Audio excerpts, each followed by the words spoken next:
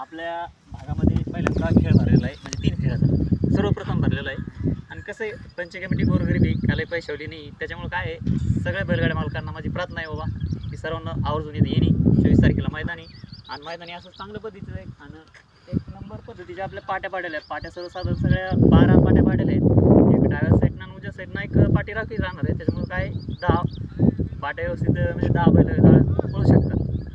आणि सर्वांनी तुम्ही बघू शकता, या इकडे तुम्ही बघू शकता अतिशय सुंदर पाट्या पाडलेल्या आहेत. आणि मैदान बी असं चांगलं आहे. आणि पाटीचं अंतर सरासरी एक 800 ते 850 फूट असं आहे. आणि समोर पण असं भरपूर जागा आहे, पुढं मैदान आहे, समोर बैलाला वगैरे जागा राहणार व्यवस्थित सगळं तुम्ही बघू शकता. हे सगळं सर्व मैदान जे आहे ना समोर आहे, हायवेटचलंच मैदान आहे. तिथून काय 200 मीटरवर समजा मैदान आहे. आपलं हायवे रोड आहे, तिथून यायला बी जवळ आहे. हायवे रोड म्हणजे आपला मंटा, जालना मंटा रोड आहे.